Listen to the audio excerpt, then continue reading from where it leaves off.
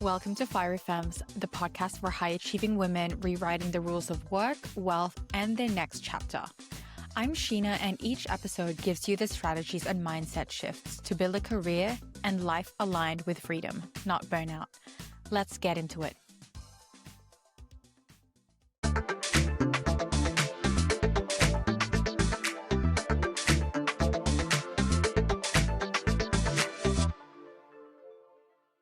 Karis, thank you so much for being in the Fiery Femmes podcast. How is your week going? My week is going lovely, thank you. A bit of a challenging week last week, so excited to chat and excited for the week ahead. I know. Well, obviously, I've known you for a while now, since last year. You're an amazing product queen, head of product at Freely. And Correct. you've worked with a number of tech companies beforehand as well. Why don't you introduce yourselves to the audience? What do you do? And I guess what's in your wheelhouse? Sure. So I am currently head of product at Freely.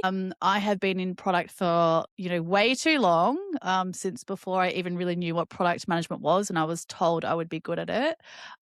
I have worked in large enterprise, in Qantas, where we had a $3 billion portfolio, really driving their agile and customer change, looking after innovation and mobile, which was a really exciting time where I got to really lead and scale teams rapidly. I've also then worked in scale-ups, and now I sit in corporate venturing, where I am the head of product at Freely, and we really look to shift the travel insurance business to provide much more value to customers beyond just the paper that we provide in terms of claims management. So, how do we provide our customers with much more value for their, for interacting with us? Yeah, absolutely. And before we dive into the more career side of things, what is something on your LinkedIn or what is something that's not on your LinkedIn? So I think not on my LinkedIn is really who I am as a person and my history. And I think that's really shaped who I am and what I want to achieve in this life and this world. Growing up, quite poor, getting handouts and, being raised by a single mum of 5 kids, which I think is, extraordinary. And that's just really shaped who I am, why I really care about changing the world for women, for making sure that women have a seat at the table in product and tech, and that we're really creating workplaces that help women, parents, and I'm a solo parent, helping them thrive and be able to succeed in all aspects of life. Yeah, absolutely. And that's such a powerful thing to be a single mom raising 5 kids. That is a CV in itself. Yeah. Yeah. In a very different time, right? So kudos to her.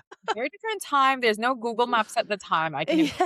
There's no Uber Eats delivery stuff to get the groceries delivered. That. Yes, I haven't even thought about that. You were so right. Maybe that's why you're a great product leader. Awesome. Well, so what has made you decide into moving into product as I have to say, in my early days career, I wasn't really intentional about my career. I remember pulling majors out of hats at university. I recall really early on in my career, I worked in digital and print marketing, and I made this total stuff up in a guidebook I was putting to print. And at that moment, I was like, I can never do print. I need to be working in a area where I can change anything at any time. And so that's when I really pivoted into digital. And I've been there ever since. I think early days, it really wasn't that intentional. And as I've kind of grown in my career and also in my life, I place much more intention on how I manage my career and what's important in career and outside of career. Right. So definitely you've felt the pain of physical products and it being so hard to change if you do need to. And you're like, I think digital is for me. Totally. Yeah, I definitely felt that way. Had it was our wedding and they had to, the welcome sign. And it got delivered weddings in 3 days, and I'm just like, what do I do? I'll just cover that misspelling with a flower or something. But yeah, no, that's a nightmare. But, it seems like you've had such an incredible career for products, starting from that mishap with a guidebook. Mm-hmm. crazy how one, big failure in your career can really shift it for a lifetime. Yeah, definitely. And because you mentioned that you weren't that intentional with like choosing a career path, I guess the same as me, to be honest. Mm. What would you say to those people who was probably listening to this and thinking, I actually still don't know what I want to do as well or my career? What would you tell them? Look, I think we're told to know our career path very early on, and I think for many people, for some people, they know what they want and, it's been something in their mind from day dot. But I think so many of us don't really know what they want. I mean, I'm still evolving and learning, my purpose and what I want to bring to the world. So I would just encourage them to try different things, to listen to what parts of what they're doing they really enjoy and what parts of what they're doing drain their energy or just is not giving them joy or satisfaction in life. And just nudge your way into a career or role that starts to give more, that's more interesting, that lights you up, that you're doing more of what you like and start to really shape your career around those areas that lift you up and give you more joy. I think early on in my career, that was small things like moving from print to digital. Working in travel, I love to travel. So I was like, well, I'm going to get a product role in travel. And so it was really around trying to figure out how product management could be shaped in other areas that I was really interested in. So, if you don't have a clear passion, what are the things that you can just find a little bit more satisfaction in your career or test and learn? And I think the other thing is just don't be scared of trying something new. I think I have feared for a long time leaving the career that, is I've invested a long time in. But we live such long lives now. If you don't have a lot of pressures around, particularly around finances or family, and you're earlier in your career, I think you have a lot more capacity to try new things and be bold in pivoting to test and learn. I love it. So, yeah, big advocate of testing, learning, and seeing which one you actually enjoy. Totally. And can you tell us more? I guess you already mentioned it a little bit about you love travel. So it sounds like you were quite intentional about choosing Qantas as Yes, a step. totally. Dream job at the time. Um, And yeah, I feel very blessed to have got that job. And I think at that time in my life, it was all around, well, I'm here to make people enjoy their lives more, to experience travel. And that was what really lit me up. And the work, we were doing great product, created new experiences across, mobile app. And we launched the first voice experience when Amazon Alexa hit the market. So really thinking about how do we help customers in their traveling journey? And I think something in my career that's always stood true is bringing that customer-led thinking into businesses and organizations. And I think the second area is really, well, how do we constantly improve? We may be great, we may be the best team in agile and customer in this business, but what else can we do? So I think constantly having that view of let's improve, let's learn, let's grow as a team and individually. Yeah, beautiful. And how did you get into Qantas? Did you like cold apply or was it a referral? Yes, cold apply. I actually had applied for Qantas Loyalty many moons ago, and I was the second candidate and I didn't get that job, and I was so gutted. And then there was a long time in between, and I saw this role. It was a product management role at the time, and yeah, it was a cold application, and I was lucky enough to land the role, but it was really tight as well. So, by that time, I was number one, and someone obviously in my position in Qantas Loyalty didn't get the job, but he actually got a job later on. So it's interesting that persistence, and if it's something you really want, it may not happen the first time, and don't let that, slow you down or stop you on your path to try and land something that you really love. That is such a beautiful message of sometimes you don't get it the first go, but you just have to persist. And if it's something that you really love. Totally. And I think, especially in today's world, we think everyone has these really clear paths, and some people do have really clear paths, but I'd say they're probably the lucky ones. you know, Behind any successful person is so many ups and downs and bumps and failures, right? So yeah, just it's about persistence in thinking about, okay, well, I really want this. This is kind of my North Star, and being comfortable with those ups and downs until you do find that right. role for you? Absolutely. I think a lot of people sometimes it's something that I also have to remember is you only really see the success because it's what gets celebrated, but you don't see the 99 times that they actually tried and failed to get that one success. So persistent. Couldn't agree more. Which product at Qantas would you say you're like the most proud of? I mean, if you can share. It's so hard to pick one, right? Probably, I don't know if this is that exciting, but certainly launching international check-in digitally for the first time in Australia was a really big milestone, but also getting to work with people like, Amazon to build the first voice experience. And my team got to go to Cupertino to share our Apple Watch experience. So many big innovation highlights and the opportunity to work for a major brand where these big tech companies are really interested in the experiences you're creating and wanting to help you create the best experiences in the market was definitely a really big highlight. Is amazing. So you're telling me that you're one of the people behind the experience of checking in internationally while I'm packing my bags a few days Yeah. before flying. It's hard to believe that you couldn't do that once upon a time.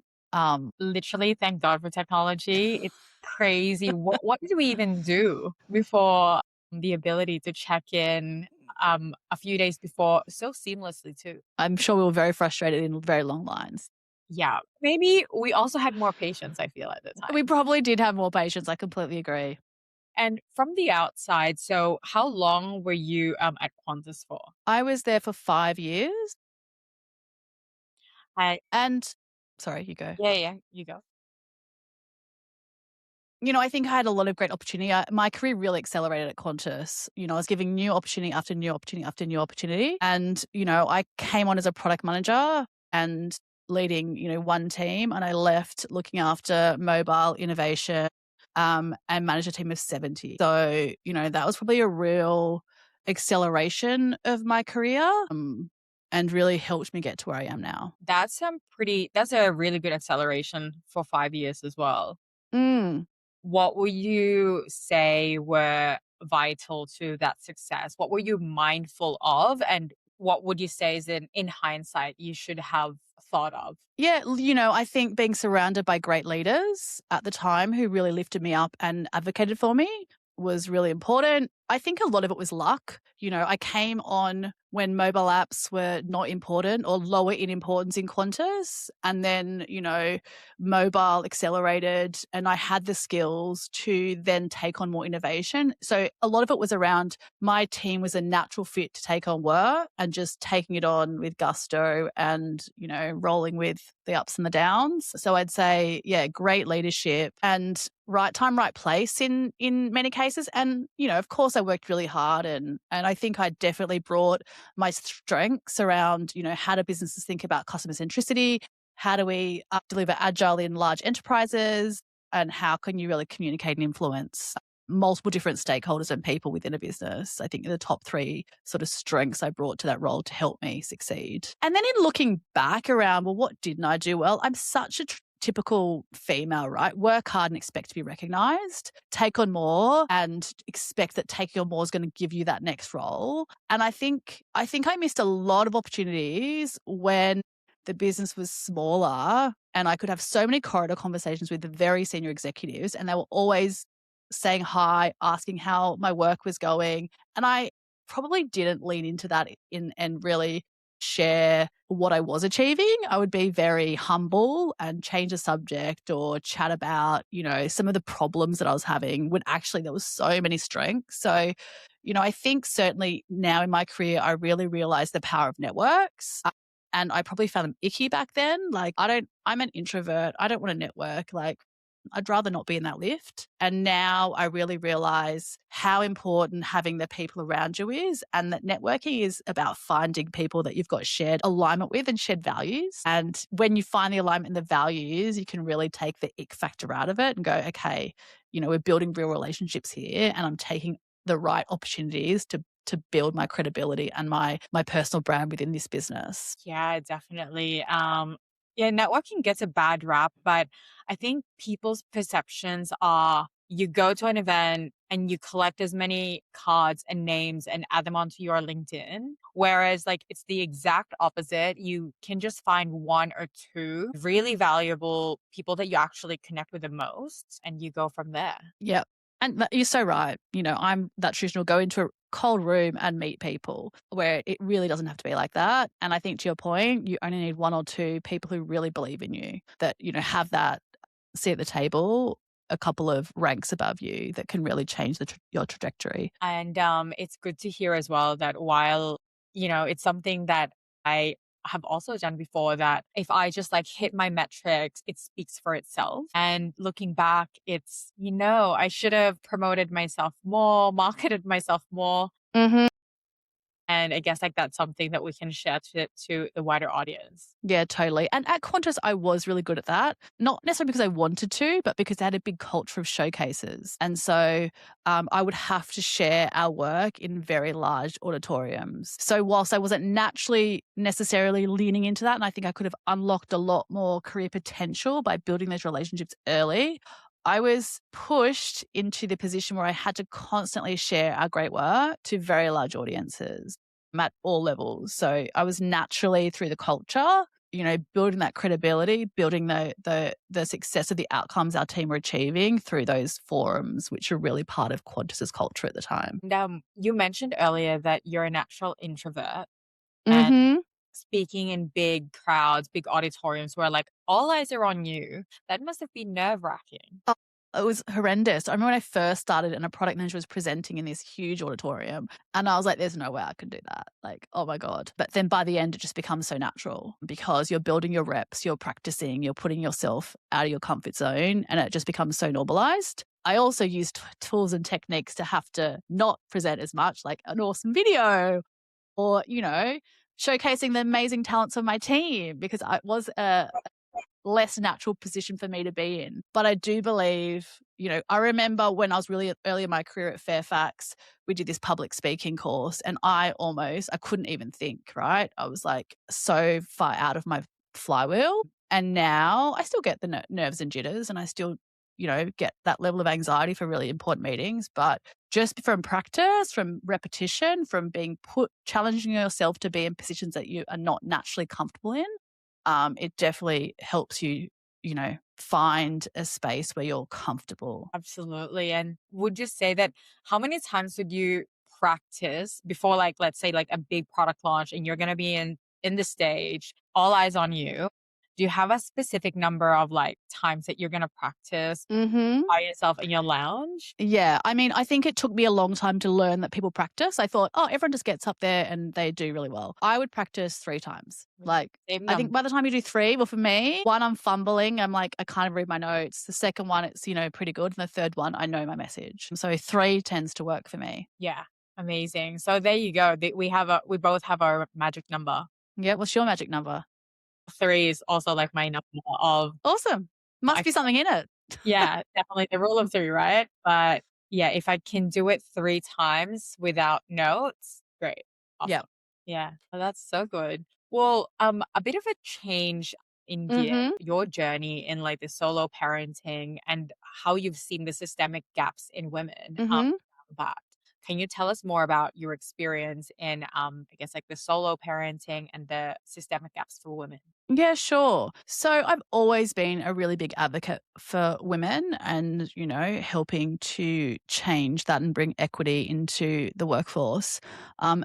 But becoming a solo parent, and I'm an only parent, it's just my mind is blown daily on how much this world is not made for solo parents and how much there's assumptions that solo parents have a backup parent that can help them.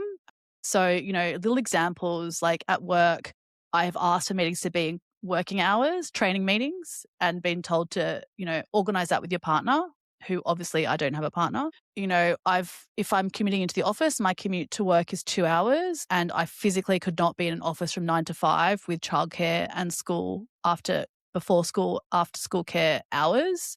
It's just actually impossible. The maths don't add up, right? Yeah. And so, I think it's just, there's so much that just does not work for parents, but specifically for solo parents. And, honestly, we have come so far in customer experiences, in how technology has advanced, in that, AI is here. In my career, the iPhone dropped, We have evolved so much in our lifetimes, and we have embraced cultural change, technology change, how we work. But for some reason, we still sit in this workplace design and that just has not really fundamentally shifted. And obviously COVID was a really big disruption moment, but I've certainly found now, a few years out of COVID, that a lot of those changes that helped parents and solo parents are being rolled back, or it's really a lot harder to find them. The part-time roles, the really flexible workplaces, organizations that don't have return to office mandates. And so, in so many instances, the working world is setting women and solo parents up to fail. And we have everything in our toolkits that mean we don't have to be excluding solo parents from the workforce. We can make it a place that parents and solo parents can thrive. We have everything that we need, yet businesses are not innovating or disrupting as fast as they can and should be, in my opinion. Yeah, that's such an interesting angle as well, because you're right. Like with it started with going back to the office once a day, once a week, twice a week. Now it's at least 3 days. I know that they're on site only workplaces as well. So yeah, we're definitely just going back to how it was. 100% we are.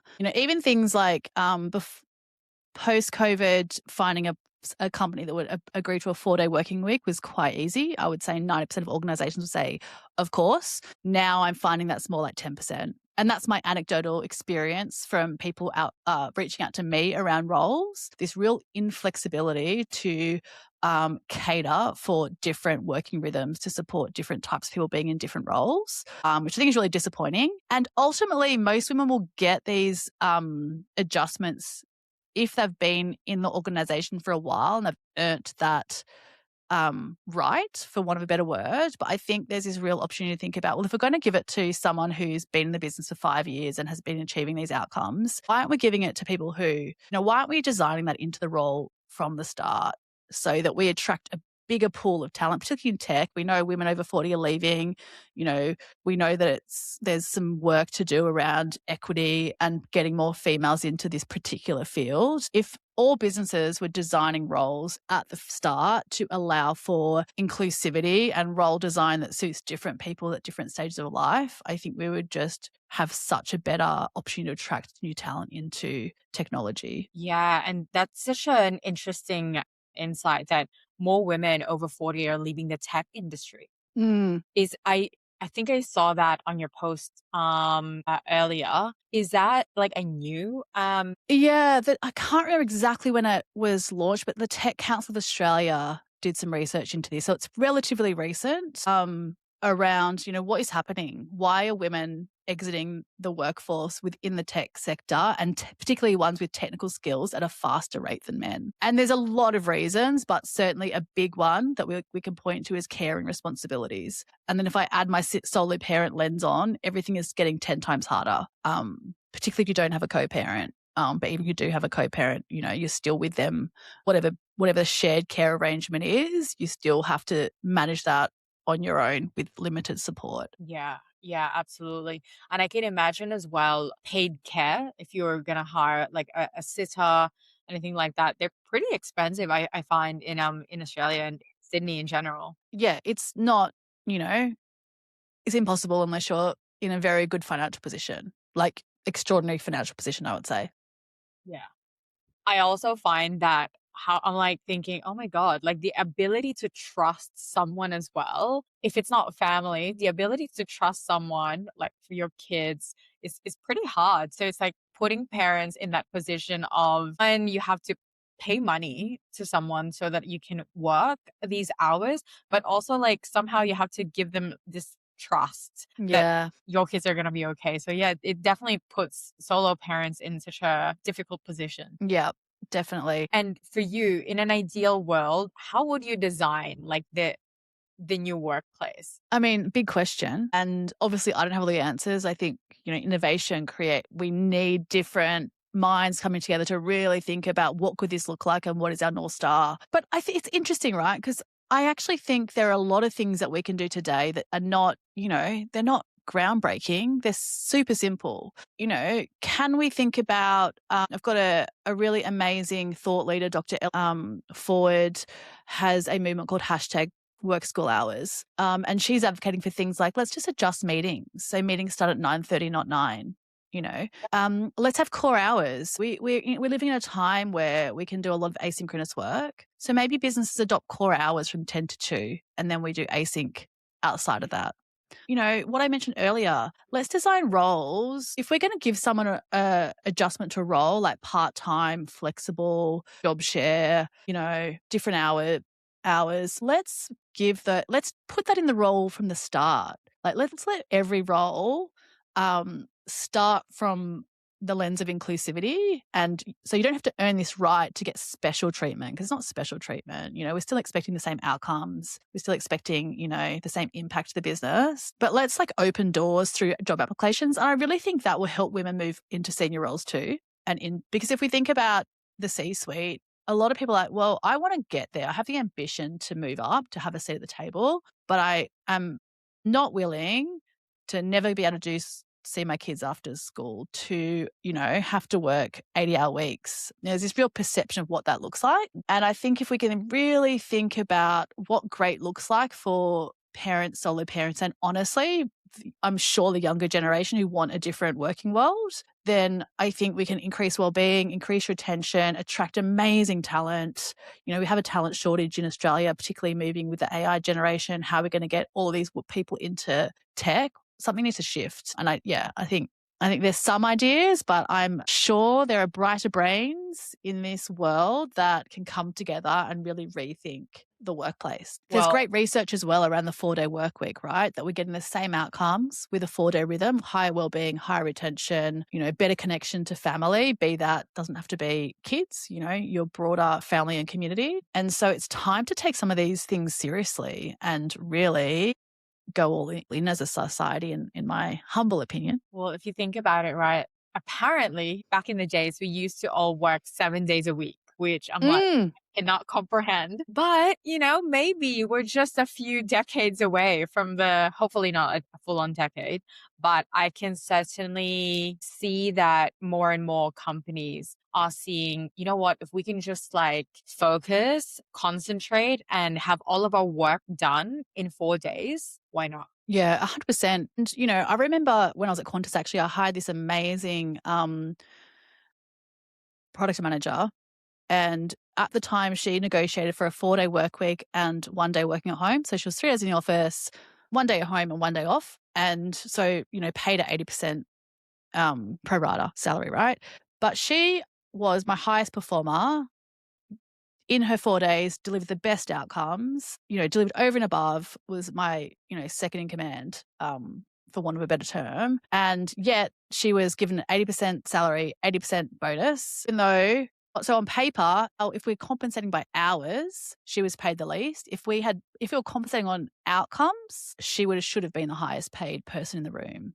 So I think the paying by hours is hopefully will change in the future, but it certainly doesn't equate to impact or the outcomes that people are contributing to businesses. Absolutely. I think I'm a big fan of performance metrics anyway. I've never really been paid per hour. I've seen the light when it comes to performance-based payments, but it's if you're in touch, she's probably still killing it. And she is. Yeah. I mean, for someone to actually negotiate at the time, to negotiate the way that she negotiated, I think. And I felt so uncomfortable. This is pre-COVID, right? And pre me being a parent. I was like, what? She wants that? But I was like, okay, let's trial it. So we're always going to feel discomfort when we do new things. Even I feel discomfort as this big advocate for changing the working world. But just sit with that discomfort and give it a crack. Trial, experiment, test, and see what outcomes your business delivers because of it. But it will feel uncomfortable. There you go. It is very uncomfortable to ask for something, but she got it in the end. You were uncomfortable. She was probably uncomfortable. And I think when you're negotiating at a new role, at a potentially new role as well, it's like, what if they take the offer back? Yeah. But So if you're the person, you're the person. Go for it. no, that's it. And speaking of discomfort, I know that we talked earlier a little bit about like social media, about showing up on LinkedIn, on social media. And when every time that we do it, there is something that shows up, like an opportunity presents itself. I'd love to talk a little bit on the comparison in the social media age, but also how we foster gratitude to kind of like combat that. How do you cultivate gratitude while still allowing yourself to like dream big and I guess like have this ambition set for yourself? I think it's really hard, right? What are we striving for and what is our North Star? But how we're comfortable in the now. And it can be really contrasting. And I'm certainly someone who's always thinking, what next, what next, what next? And I've had to really learn to be content with where I am now. And, for me, the gratitude practice, which is very evidence-based, it's not, I think we probably still think it's very woo-woo and it doesn't actually have any scientific benefit to it. But actually, there's a lot of evidence that says that gratitude practice can be really supportive of your well-being. And so I do gratitude in many ways. I've had a gratitude journal in the past. I don't use one now, but what I found through that experience was it shows themes that really bring more happiness into your life. So, and they're usually quite small. For me, it's getting to the beach, having a coffee in the morning, spending time with my family. And so, we might have these big dreams for a bigger house, a pool, whatever it is. But actually the things that bring us contentment will show up in our gratitude journal and we can do things that are really achievable now. But now I use gratitude more in just reminding myself of what I have. I have 2 amazing children. We have a home. We live by the beach. And just, in the age of social media, in the age of all of these things that we think we can have, I think it's really important to recognize what we have now and remind ourselves that, we are lucky. Yes, my family's gone through a lot of grief, but a lot of people don't have kids and they want kids, and I have my children. And so really being grateful for those things that we do have in life, I think is really important. And I also try to cultivate in my daughter. And I just ask her every night, what are you grateful for today? Or what put a smile on your face today? And she'll often be like, Mum, like, I don't know. But I'll still do it because it'll just help to bring that appreciation into a little ritual in our family. I think definitely gratitude is so big. It's woo-woo, but to your point, there's like some studies in it. The more that you're thankful about things, the more you actually see the good things in your life as well. And for people who are religious, what I've noticed is typically they're more, one, they're happier, which is a win-win, but they always have more to give. They know that there's more to come. It's because their gratitude is praying. So I come from, my parents are quite religious and they pray like for meals, I guess like what they do as well when they wake up and then before going to sleep. And that's usually the format of a prayer is like being thankful, acknowledging what we currently have, like for food. And then I guess like asking for what's next. So yeah, I love that. That gratitude ingrained almost in their lifestyle. Yeah. And that's a ritual for, there's a ritual that may work for religious people around prayer, which is amazing. And then it's for what works in your life. If you're religious, amazing. Maybe having a more format to that, how you pray. And if you're a non-religious, it's like, well, a journal, a little ritual in your family, just something that you think about, every morning. Building those habits around making sure you're recognizing what you do have and the abundance in your life. Even if it, we don't all have great lives, but there's always a nugget in there instead of focusing on what we don't have. And I think in the era of social media, it's so easy to be focused on what we don't have. Yeah. And I always tell myself as well, it's like, maybe that person doesn't actually even own that house or own that Lambo. Yeah. So it's pretty good. My financial planner often tells me that, right? Like a lot of people who look really wealthy on paper, it's debt. It's the loan for the amazing car or the huge mortgage. And so you don't ever know what's going on under the surface. As we said earlier, there's the glossy version. You don't know, how people got there. So run your own race if you can. What a beautiful message. Thank you for that. I think, again, like that just resonates to a lot of people, what you see on social media, but also what do you actually have that you should pay attention to and be grateful? Yeah. And what's important to you, right? Like, how are you designing a life around what you want? It's so easy to have social comparison, but we're going to strive for things that maybe are not even important to us. And so I think that's really individual around finding what really gives us joy and purpose in life. Absolutely.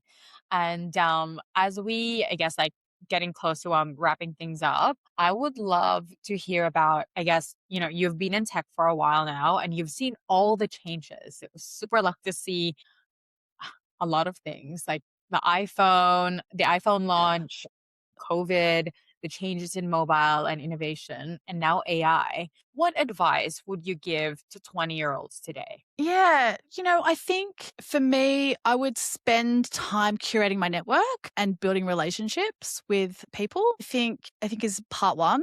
I think network, especially in today's world, is often as important as, doing all the work. I think particularly for women, one thing I did earlier in my career is do all the work really hard, take on extra work and grow your scope. And I think that can be great, but that doesn't always lead to the right outcome for you.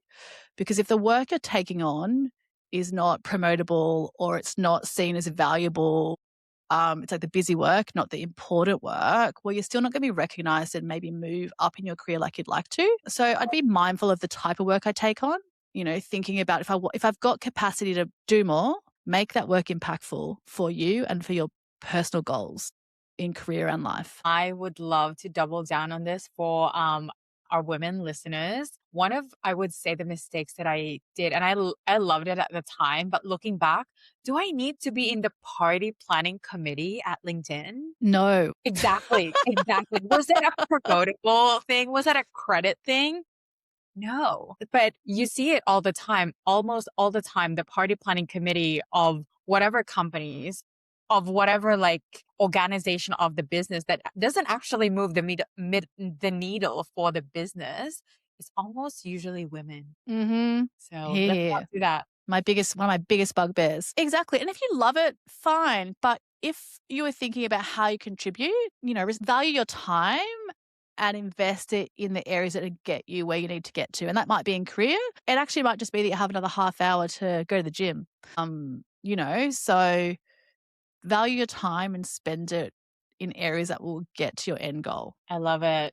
Great advice. And I know that you are building a wait list. Tell us what you're going to be up to in the next few weeks or in the next few months. Yeah, sure. So I will continue on my corporate career as head of Project Freely. I'm loving what I'm doing at the moment. But I'm also really keen to spend more time doing what I really love and again, lean into my purpose. So I will be opening a waitlist shortly, really helping product managers, product designers, and tech, mid to senior in their career to really elevate into leadership roles through coaching, through building capabilities, and some other exciting things coming soon. So yeah, if you want to know more, jump on and find me on LinkedIn, and the waitlist will be ready very soon. I'm very excited. So excited. Thank you. I'm so excited. Thank you so much, Karis, for joining us, and we will see you shortly. Beautiful. So much fun. Thank you so much. Thank you. Bye.